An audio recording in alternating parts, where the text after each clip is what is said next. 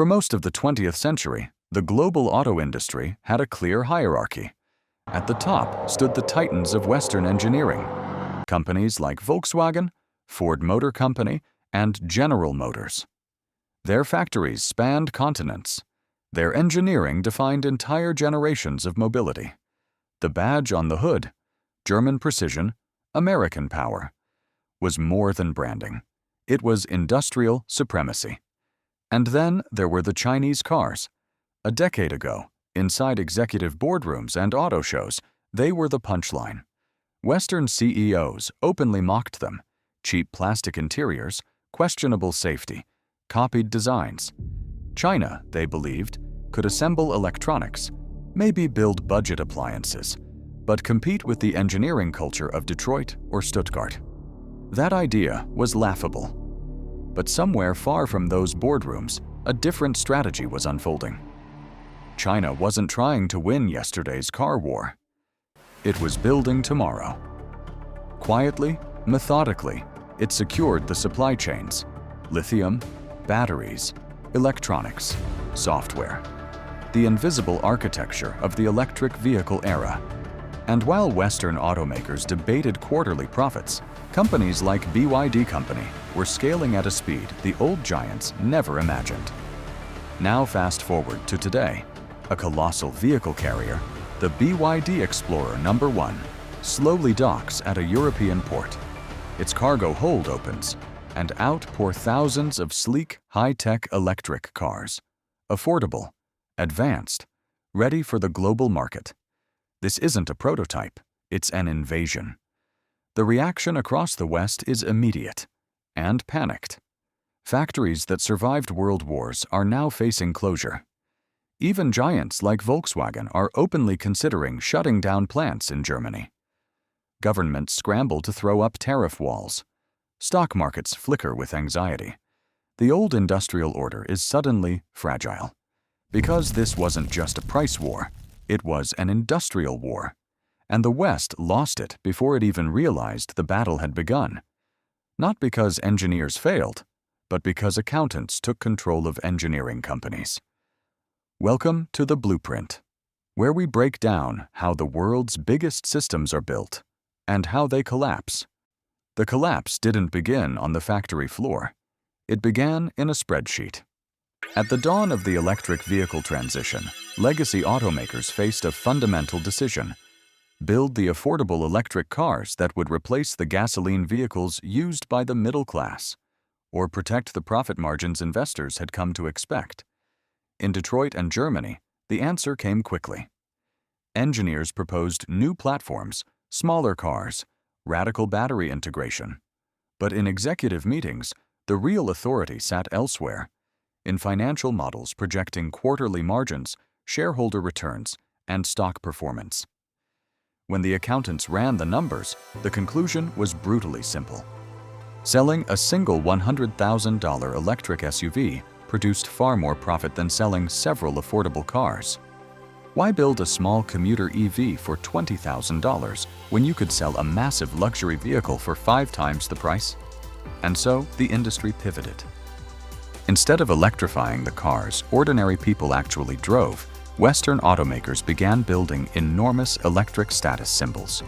Oversized trucks and luxury SUVs loaded with features few drivers needed. Machines like the GMC Hummer EV became icons of the strategy, while premium brands like Porsche and Mercedes-Benz pushed electrification into the 6-figure price bracket. But this strategy came with a hidden trap: time. Publicly traded companies operate on a brutal rhythm: the quarterly earnings call. Every 3 months, executives must explain profits, margins, and growth to investors. Miss expectations, and the stock collapses. So Western CEOs optimized for the next quarter, not the next decade. They launched stock buybacks, cut risky long-term projects, and prioritized vehicles that generated immediate cash flow. Meanwhile, thousands of miles away, Chinese manufacturers were playing a completely different game. Companies like BYD Company focused on the one metric Western executives had abandoned: scale. Their goal wasn't luxury margins, it was manufacturing mastery. build millions of cars, learn faster, drive down battery costs, flood the market with affordable vehicles ordinary drivers could actually buy. And that was the fatal flaw. By chasing margins instead of volume, Western automakers quietly priced themselves out of the electric revolution. They vacated the largest segment of the global car market, the affordable vehicle. A multi-trillion-dollar void opened at the bottom of the industry, and China stepped in to fill it. The West made a simple, and catastrophic, assumption. Executives in Detroit and Germany believed an electric vehicle was just a traditional car with a battery pack and a touchscreen bolted on. The real value, they thought, would come from software, branding, and design. The physical hardware? That could be outsourced, the same way the electronics industry outsourced manufacturing decades earlier. Engineers worried about batteries and materials. CEOs worried about marketing and digital features. But China understood something the West didn't. An electric car is not primarily a software product. It is a battery with wheels attached.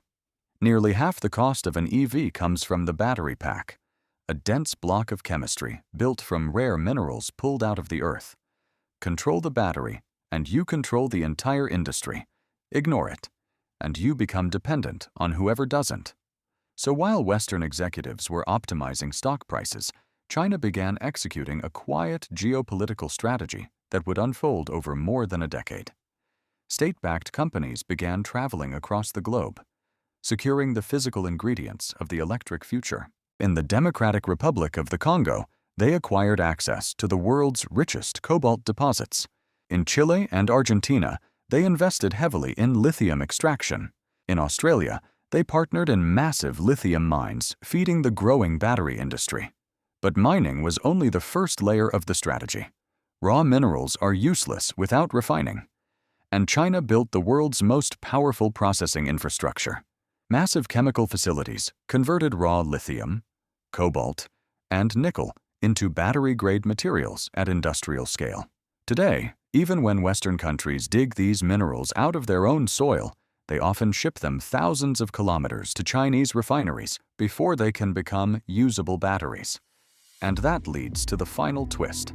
Even when a Western automaker proudly unveils a new electric vehicle built in Europe or America, a huge portion of its most important component still comes from China.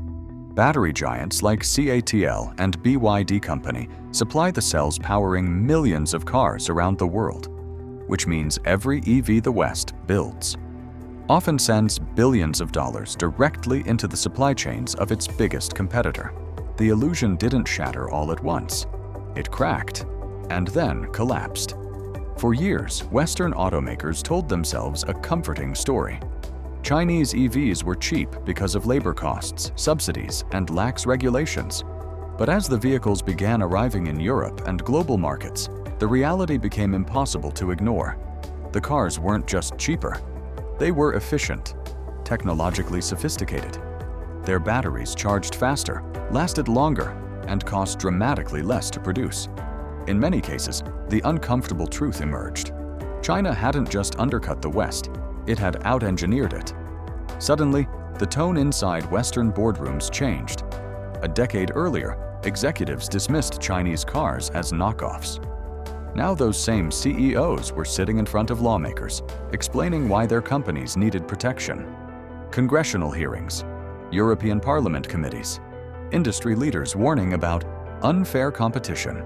Behind the polished language was something much simpler: panic.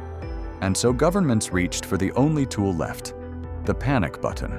Washington and Brussels began erecting massive tariff barriers against Chinese EVs. The United States proposed tariffs approaching 100%. Europe launched investigations and threatened sweeping duties of its own.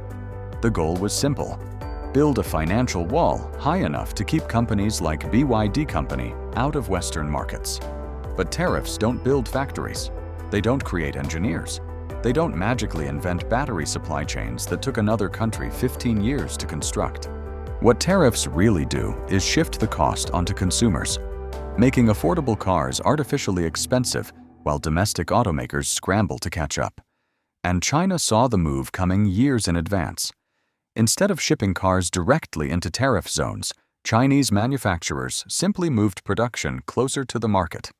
New factories began appearing just outside the walls, in places like Mexico and Hungary. Cars assembled there could bypass many of the trade barriers entirely. The supply chains, the batteries, the engineering, all still Chinese, which means the tariffs may have built a wall. But the Trojan Horse is already inside. The story of the electric vehicle war isn't really about cars, it's about priorities. For decades, Western automakers were among the most sophisticated engineering organizations on Earth. Companies like Ford Motor Company, General Motors, and Volkswagen built machines that defined the modern world. The talent never disappeared. The factories didn't suddenly forget how to manufacture. What changed was the incentive structure. Boardrooms stopped asking engineers how to build better cars and started asking accountants how to maximize quarterly returns. While Western executives optimized margins, another system was being built. China wasn't playing the same game. It wasn't chasing quarterly earnings calls or stock buybacks. It was building physical dominance, securing mines, constructing chemical refineries, and scaling battery factories capable of producing millions of electric vehicles a year. Companies like BYD Company and CATL weren't trying to win a marketing war. They were building an industrial ecosystem. And that's the brutal reality of industrial power. You cannot spreadsheet your way out of a physical monopoly. Tariffs can slow competitors down, but they can't instantly recreate supply chains that took 15 years to build. Political speeches don't produce lithium refineries. Financial engineering can move numbers on a balance sheet, but it cannot replace factories, minerals, or machines. Which brings us to the deeper lesson. The illusion that finance can override physical reality isn't just destabilizing the auto industry. It's everywhere in the modern global economy. Governments, corporations, and investors increasingly believe that algorithms, capital flows, and financial markets control the world. But sometimes the system runs into something far more powerful: geography. Because there is one place where that illusion completely breaks down: a narrow strip of water in the Middle East, just 21 miles wide, through which a massive portion of the world's oil supply must pass. And if that choke point ever closes, no spreadsheet, no algorithm, and no stock market hedge can stop the consequences. If you want to see how a single maritime corridor, the Strait of Hormuz, can override global finance and threaten the entire $100 trillion world economy, watch my full breakdown right here.